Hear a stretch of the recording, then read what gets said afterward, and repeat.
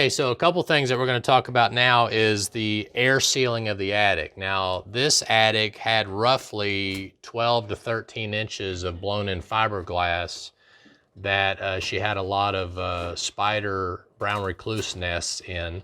So she wanted all of that removed, and while we were taking it out, we went ahead and air sealed the floor. This is an architectural nightmare for us because there's a lot of knee walls and cathedral ceilings and the way the roof is pitched and all that kind of stuff. There's a lot of problems that our ninjas are having to work around and fix, which is very time consuming. So here are a couple of things. They took out the old cardboard baffles and then they put in the styrofoam baffles because cardboard can be an attractant to brown recluse spiders, and for whatever reason they like cardboard from what I've read online.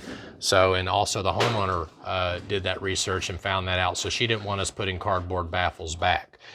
She also had the entire attic treated by a pest control company after we sucked all the old insulation out.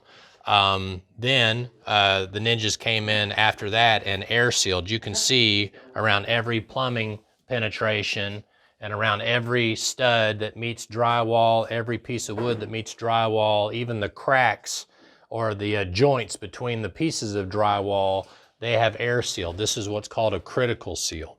Any type of electrical penetrations, knee walls that are in here, any kind of exhaust fans, which is what Dom's working on right now, swapping out the exhaust fan pipe and different thing like that. They have gone through, and they have recessed light covers. This is the 10 mat recessed light cover that is put over the can light, and then they air seal around that, and you can see the wires coming out the side, and it's air sealed. Now this was one that they'd already had. This was a recessed light cover built by somebody else, which is still very effective. It's just a little bit more time consuming than just putting the tin mat on, which is made of rock wool. So you can see this is a big step. Since she was taking all this insulation out, this just gives you an idea of everywhere that air can leave this house up into the attic. So if you're in your second floor living space upstairs and it's really hot, the reason why, especially if it's summertime and you got a lot of heat up there, the reason why it's so hot is because you're running your air conditioning and that AC is falling because the cold air falls, right? And as it falls, it's pulling all of that air out of the attic if your attic is not air sealed. In the winter, it's the opposite. Heat wants to rise. So in the winter, they're losing all of that heat. It doesn't matter how thick the blown in is, it does not air seal the attic. So you've got to take multiple steps to make sure that your attic is properly air sealed and insulated along with proper ventilation.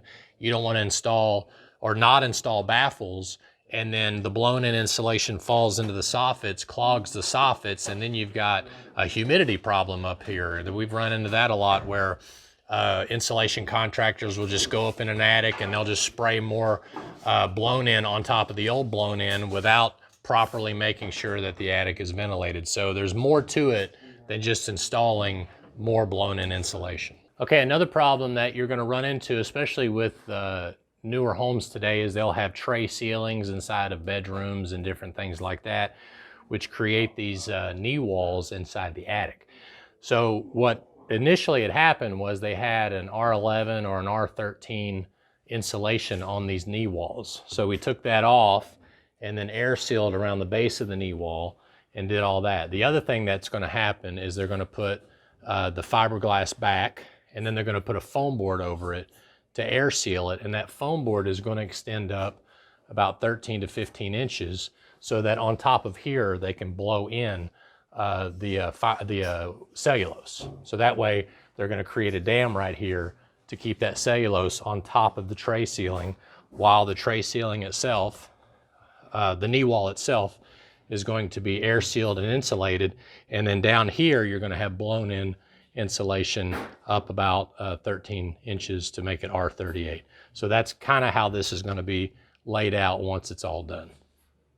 Okay, so as you can see behind me, this is actually R38 rolled bats. So what they did was there was already R38 batting installed on this cathedral ceiling. They took that out, air sealed the cathedral ceiling, and then put the R38 back. So that has to be done before the blown in can be put in. The blown in is the very last thing you want to do. Once the blown in insulation is installed in an attic, you don't want to walk in it. You don't want to trample through it or anything because it messes up the R value. So if you're doing your own attic project, make sure it's kind of like putting the vapor barrier down in a crawl space. It's always going to be the last thing is the blown in insulation. So anyway, the ninjas did a great job. They still got quite a bit of work today, and then they're going to blow in the cellulose tomorrow. This particular home had some truss issues, which is why they built all of this scaffolding through here to walk around. And the homeowner decided to leave the scaffolding, and it's probably a good thing she did, because it certainly did help us do our job having all of these little walkways built. So my name is Michael Church with Crawl Space Ninja and Basement Ninja. I hope you make it a happy and blessed day, and we'll see you later.